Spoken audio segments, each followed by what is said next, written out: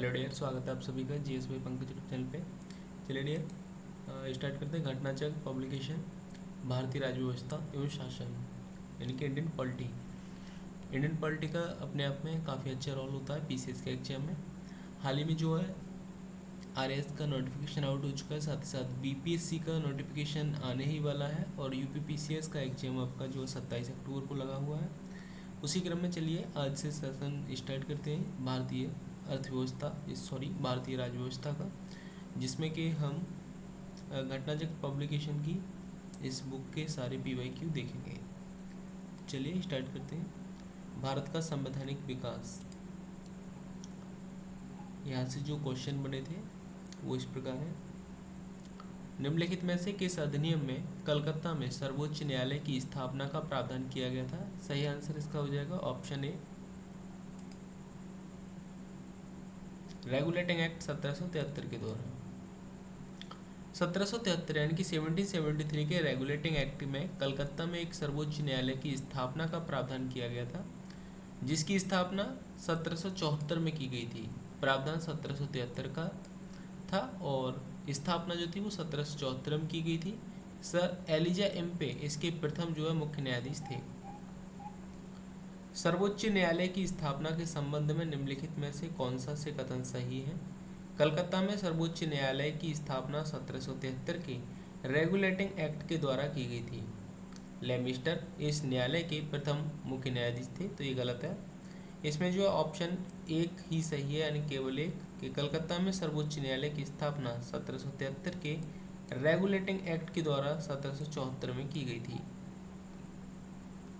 निम्नलिखित में से किससे या किन से भारत में अंग्रेजी शिक्षा की नींव पड़ी? तो सही आंसर ऑप्शन डी, तीनों से, यानी कि इसमें 1813 का चार्टर एक्ट भी शामिल था, general committee of public instruction 1823 शामिल था, प्राच्यविद एवं आंग्लविद विवाद ये भी इसमें शामिल था। तो इस प्रकार 1, 2, 3 ही कथन इसमें सही है। सूची फर्स्ट को जो है सूची सेकंड से सम्मिलित कीजिए और सही गुट का जो है उत्तर का चयन कीजिए। तो सही आंसर इसका ऑप्शन बी होगा। ए का सेकंड है, नियंत्रण परिषद की स्थापना जो है पिट्टस का भारतीय अधिनियम यानी कि पिट्टस इंडिया एक्ट के तहत हुई थी 1784 में। उसके बाद जो है जस्ट बी का फर्स्ट है, यानी कि सर्वोच्च न्यायालय की स्थापना नियामक अधिनियम यानी कि रेगुलेटिंग एक्ट 1773 के द्वारा की गई थी।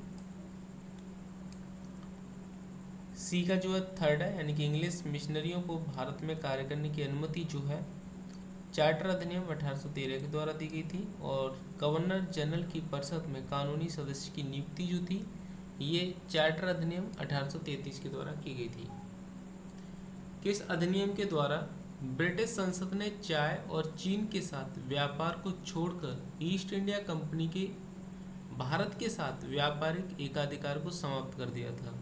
इसका सही आंसर ऑप्शन ए है, 1813 का चार्टर अधिनियम इसमें सही आंसर हो जाएगा, क्योंकि 1813 के चार्टर अधिनियम के माध्यम से ब्रिटिश संसद ने चाय और चीन के साथ व्यापार को छोड़कर ईस्ट इंडिया कंपनी के साथ जो है भारत के साथ व्यापारिक एकाधिकार को समाप्त कर दिया था, जबकि 1833 के चार्टर अधिनियम द्वारा कंपनी के समस्त व्यापारिक कार्य समाप्त कर दिए गए थे तथा भविष्य में कंपनी को केवल राजनीतिक कार्य ही करने थे।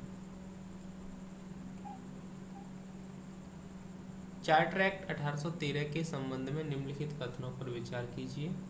इसने भारत में ईस्ट इंडिया कंपनी के व्यापार एकाधिपत्य को, चाय का व्यापार तथा चीन के साथ व्यापार को छोड़कर समाप्त कर दिया। इसने कंपनी द्वारा अधिकार में लिए गए भारतीय राज्य क्षेत्रों पर ब्रिटिश राज क्राउन की संप्रभुता को सुदृढ़ किया। भारत का राजस्व अब ब्रिटिश संसद के नियंत्रण में आ गया। इस प्रकार जो केवल 1 और 2 कथन सही है इसमें, फर्स्ट एंड सेकंड, लेकिन थर्ड कथन गलत है कि भारत का राजस्व अब ब्रिटिश संसद के नियंत्रण में आ गया, ये कथन गलत है इसमें। किस अधिनियम ने भारतवासियों को अपने देश के प्रशासन में हिस्सा लेना संभव बनाया था? तो ऑप्शन ए, चार्टर एक्ट 1833 के द्वारा। नेक्स्ट क्वेश्चन है, निम्नलिखित में से किस एक अधिनियम द्वारा भारत में संघीय न्यायालय की स्थापना की गई थी? तो ऑप्शन डी, उपयुक्त में से कोई नहीं। भारत में संघीय न्यायालय की स्थापना 1 अक्टूबर 1937 को भारत सरकार अधिनियम 30 के अंतर्गत की गई थी। इसके प्रथम मुख्य न्यायाधीश सर मॉरिस ग्वेयर थे। उपयुक्त दिए गए विकल्पों में भारत सरकार अधिनियम 1935 नहीं होने के कारण विकल्प डी सही उत्तर है। निम्नलिखित में से किस अधिनियम के अंतर्गत भारतीय विधान परिषद को बजट पर बहस करने की शक्ति प्राप्त हुई? ऑप्शन बी, भारत परिषद अधिनियम 1892 के द्वारा। भारत का संघीय न्यायालय निम्नलिखित में से किस वर्ष में स्थापित किया गया था? तो ऑप्शन बी 1937 में। केंद्र में द्वैध शासन किस अधिनियम के अंतर्गत स्थापित किया गया? ऑप्शन सी, भारत सरकार अधिनियम 1935 के तहत। ब्रिटिश भारत में सांप्रदायिक प्रतिनिधित्व की व्यवस्था निम्नलिखित में से किस अधिनियम के द्वारा की गई थी? तो ऑप्शन बी, मार्ले मिंटो सुधार 1909 के तहत। निम्नलिखित में से किस अधिनियम ने केंद्र में द्वैध शासन प्रणाली को स्थापित किया? ऑप्शन ए, भारत शासन अधिनियम 1935।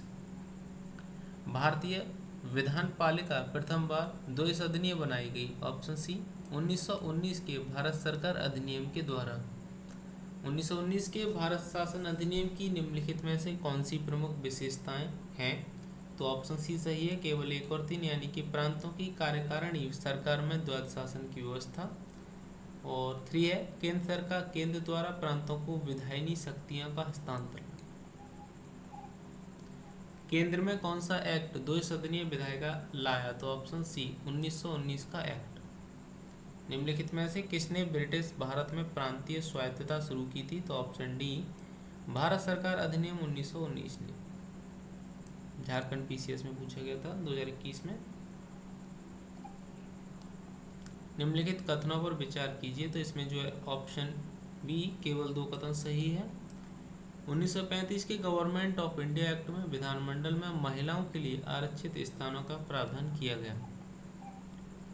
भारत शासन अधिनियम 1919 के अंतर्गत भारतीय विधायिका का अंतिम निर्वाचन किस वर्ष में आयोजित किया गया था? ऑप्शन सी, 1945 में। राष्ट्रपति के अध्यादेश निर्गत करने की शक्ति प्रेरित है? भारत सरकार अधिनियम 1935 से। भारतीय सिविल सेवा के संदर्भ में निम्नलिखित कथनों में से कौन सा से कथन सही है? ऑप्शन सी, 1 और 2 दोनों। भारत सरकार अधिनियम 1919 में भारतीय सिविल सेवा के लिए एक अलग परीक्षा का प्रावधान किया गया जो भारत में होनी थी। भारतीय सिविल सेवा में 1941 में भारतीयों का प्रतिशत यूरोप वासियों से अधिक था। निम्नलिखित में से किस अधिनियम द्वारा संवैधानिक निरंकुशता का सिद्धांत प्रवृत्त किया गया? ऑप्शन सी, 1935 का भारत सरकार अधिनियम के द्वारा। नेक्स्ट है, केंद्रीय विधानसभा का निम्नांकित में से कौन सा से निर्वाचन भारत शासन अधिनियम 1919 के तहत हुए हैं? तो ऑप्शन इसका सही है सी, ए और सी दोनों, यानी कि ए 1926 और सी 1945, दोनों ही विकल्प सही हैं। नेक्स्ट है, भारत के संविधान में केंद्र और राज्यों के बीच किया गया शक्तियों का विभाजन इनमें से किसमें उल्लिखित योजनाओं पर आधारित है? ऑप्शन सी, भारत सरकार अधिनियम 1935 सही विकल्प होगा ऑप्शन सी इसका। नेक्स्ट है कि निम्नलिखित में से किस एक अधिनियम ने भारत में संघीय शासन की व्यवस्था दी थी? ऑप्शन सी, भारत सरकार अधिनियम 1935। 1935 के अधिनियम द्वारा स्थापित संघ में अवशेष शक्तियां किसको दी गई थी? गवर्नर जनरल को। निम्न में से एक भारत सरकार अधिनियम 1935 की मुख्य विशेषताओं में से नहीं थी? ऑप्शन बी, अवशिष्ट विषय प्रांतीय विधायिकाओं को आवंटित किए गए थे। आरएस में पूछा गया था। निम्नांकित में से कौन सा एक भारत शासन अधिनियम 1935 में स्वीकार किया हुआ महत्वपूर्ण और स्थायी अवयव नहीं है? ऑप्शन ए, देश के लिए लिखित संविधान। एक संघीय व्यवस्था और केंद्र में द्वैध शासन भारत में लागू किया गया था 1935 के अधिनियम के द्वारा। अखिल भारतीय महासंघ स्थापित करने का प्रावधान शामिल किया गया था। ऑप्शन ए, भारत सरकार अधिनियम 1935 में।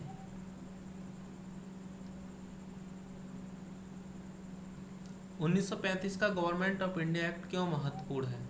ऑप्शन ए, यह भारतीय संविधान का प्रमुख स्रोत है। निम्नलिखित अधिनियमों में से किस अधिनियम के फलस्वरूप वर्मा भारत से अलग हुआ था? Option C, government of India act 1935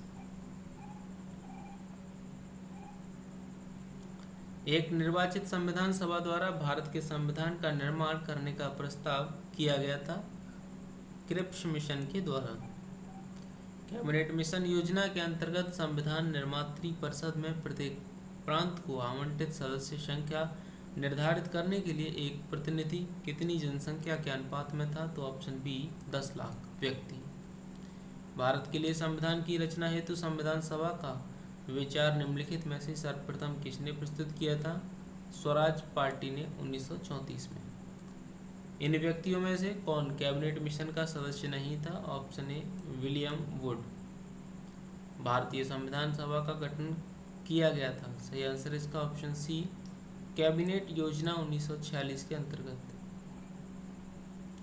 1946 में निर्मित अंतरिम सरकार में कार्यपालिका परिषद के उपसभापति थे जवाहरलाल नेहरू। निम्नलिखित में से कौन अगस्त 1946 में गठित प्रथम अंतरिम राष्ट्रीय सरकार का सदस्य नहीं था? Doctor S Radhakrishnan. निम्नलिखित में से कौन से कथन संविधान सभा के विषय में सत्य हैं? ऑप्शन सी 3 और 4। वह बहुदलीय निकाय थी, उसने अनेक समितियों के माध्यम से कार्य किया। कथन ए है, ऑप्शन सी सही है इसमें कि कथन सही है पर कारण गलत है। कथन वेबल योजना के अनुसार कार्यकारी परिषद में हिंदू और मुस्लिम सदस्यों की संख्या समान होनी थी, सही है। कारण वेबल का विचार था कि ऐसी व्यवस्था से भारत का बंटवारा बच जाता है, ये गलत है। भारतीय संविधान सभा के संबंध में निम्नलिखित में से कौन सा से कथन सही है? तो ऑप्शन जो है ए और डी सही है। ए, यह वयस्क मताधिकार पर आधारित नहीं थी। डी, यह कई समितियों के माध्यम से कार्यरत थी। ये कथन इसमें सही है। संविधान सभा में सदस्यों का चुनाव कैसे हुआ था? प्रांतीय सभाओं के द्वारा। निम्नलिखित में से संविधान सभा के बारे में गलत कथन कौन सा है? तो ऑप्शन सी, इसका निर्वाचन सार्वभौमिक वयस्क मताधिकार के आधार पर किया गया। संविधान सभा के चुने हुए स्थायी अध्यक्ष कौन थे? ऑप्शन सी डॉक्टर राजेंद्र प्रसाद। संविधान सभा की प्रथम बैठक की अध्यक्षता किसने की थी? ऑप्शन सी डॉक्टर सच्चिदानंद सिन्हा ने। भारत के संविधान का प्रारूप तैयार करने वाली संविधान सभा के सदस्यों को विभिन्न प्रांतों की विधानसभा द्वारा चुना गया था। भारतीय संविधान सभा के उद्घाटन अधिवेशन की अध्यक्षता की गई थी डॉक्टर सच्चिदानंद सिन्हा के द्वारा। भारतीय इतिहास के संदर्भ में प्रांतों से संविधान सभा के सदस्य प्रांतीय विधानसभा द्वारा निर्वाचित हुए थे। भारत की संविधान निर्मात्री सभा के अध्यक्ष कौन थे? डॉक्टर राजेंद्र प्रसाद। स्वतंत्र भारत की संविधान सभा के अध्यक्ष कौन थे? डॉक्टर राजेंद्र प्रसाद। भारतीय संविधान सभा की पहली बैठक कब हुई थी? 9 दिसंबर 1946 को। संविधान सभा के प्रथम मनोनीत उप सभापति कौन थे? तो ये थे फ्रैंक एंथोनी। भारत को एक संविधान देने का प्रस्ताव संविधान सभा द्वारा पारित किया गया था जनवरी 22, 1947 को। भारतीय संविधान सभा की स्थापना की गई थी 9 दिसंबर 1946 को। संविधान सभा की प्रथम बैठक कब हुई? 9 दिसंबर 1946 को। संविधान सभा के सम्मुख संविधान की प्रस्तावना का प्रस्ताव जो है किसने रखा था? तो ऑप्शन ए जवाहरलाल नेहरू ने। संविधान सभा में उद्देश्य प्रस्ताव निम्न में से किस एक के द्वारा प्रस्तुत किया गया था? पंडित जवाहरलाल नेहरू के द्वारा। संविधान सभा का गठन कब हुआ था? दिसंबर 1946 में। भारतीय संविधान के निर्माण से संबंधित निम्नलिखित कथनों में से कौन सही है? तो ऑप्शन हो जाएगा ए 1, 2, 3। 1, पंडित नेहरू के उद्देश्य प्रस्ताव का जो संविधान सभा द्वारा स्वीकार किया गया था संविधान के निर्माण पर असर था। उद्देश्य का बहुत महत्वपूर्ण उद्देश्यों की पूर्ति करती है। थर्ड है कि संविधान को भारत के लोगों ने आदेशित किया है। भारतीय संविधान को बनाने हेतु भारतीय संविधान सभा के कुल कितने अधिवेशन हुए थे? तो ऑप्शन सी 12।